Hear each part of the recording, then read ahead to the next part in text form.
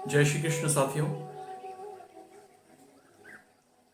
हर धर्म अपनी जो भी शिक्षा हम लोगों को देता है, कहीं ना कहीं मेरा व्यक्तिगत मानना ऐसा है कि उन शिक्षाओं में एक बेहतर इंसान बनने की कुछ सीख छुपी होती है।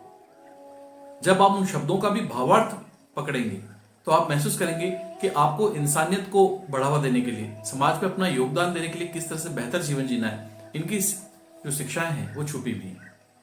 आज की कहानी भी कुछ ऐसा ही संदेश हमको देती है। इस कहानी में एक गांव में एक लड़का रहता था, अमित, जो लगभग 18-20 साल की आयु का था। अपने पढ़ाई के अतिरिक्त अपने पिता को भी अपनी दुकान, जो उनकी किराना की दुकान थी, वहां पर सहायता करता था। एक दिन वहां पर एक मजदूर आया गांव का, और उसने पूछा कि आपकी दुकान पर ये जो सतरंगी छाता है ये कितने का है? तो अमित ने बताया कि ये 400 रुपए का छाता है। तो अमित को याद आया कि कुछ दिनों पहले बारिश के मौसम में भी तुम आए थे, तब भी तुमने पिताजी से पूछा, तब भी तुम्हें 400 रुपए बताए थे, वापस लिया नहीं और अब क्यों पूछने आए हो?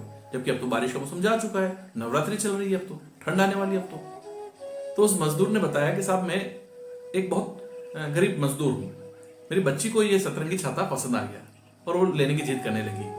तो बारिश के मौसम में आया, तब 400 रुपए की कीमत आपके पिताजी ने बताई। उन्होंने कहा कि कुछ समय बाद आना ऑफ सीजन में, तब शायद इसकी कीमत कम हो जाए, इसलिए मैं दोबारा पूछने आया हूं। कीमत तो वही है, मैं अभी भी नहीं खरीद सकता।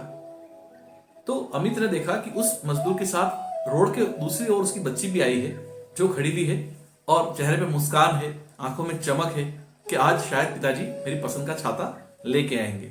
इस साल ना सही, अगले साल मैं इसका इस्तेमाल करूंगी। लेकिन मजदूर से जब पूछा तो अभी वो केवल 200 रुपए लेके आया और 200 रुपए ही देने की उसकी सामर्थ्य है।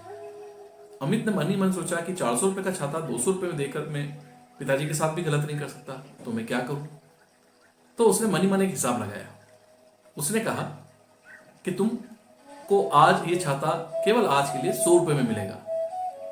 और उसने उस मजदूर से 100 रुपए लिए, पिताजी के गले में रखे, छाता, सतरंगी छाता उस मजदूर को दिया और कहा कि ये बचे हुए 100 रुपए की मिठाई या चॉकलेट अपनी बच्ची को देके आज का दिन उसका अच्छे से मनाना।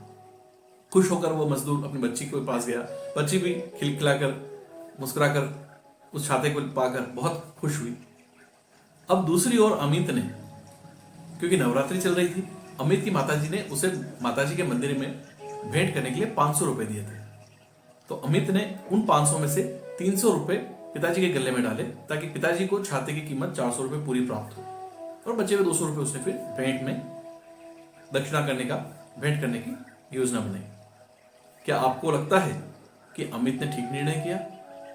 मेरा व्यक्तिगत मानना है दोस्तों कि अमित ने ठीक ही किया है, क्योंकि जिन ईश्वर को हम अपने धार्मिक स्थानों पर ढूंढ रहे हैं, क्या आपको नहीं लगता कि समाज में हमारे आसपास कोई जरूरतमंद व्यक्ति है, वो भी ईश्वर का ही रूप है, और ईश्वर आपको माध्यम बनाते हैं किसी की सहायता के लिए। और यदि आप सामर्थ्यवान हैं तो आपको सहायता अवश्य करनी चाहिए। अमित ने जो निर्णय लिया, उसने दोनों चीजों का संतुलन बनाए रखा। साक्षात देवी के रूप में जो बच्ची कोई अभिलाषा कर रही थी, उनकी इच्छा पूरी करके भी उसने एक इंसानियत का फर्ज निभाया है। उम्मीद है दोस्तों आज की कहानी और इसकी सीख आपको पसंद आई होगी। फिर अगली कहानी में एक नई सीख के साथ आपके सामने उपस्थित होऊंगा। तब तक अपना और अपने परिवार का ध्यान रखें। जय श्री कृष्ण।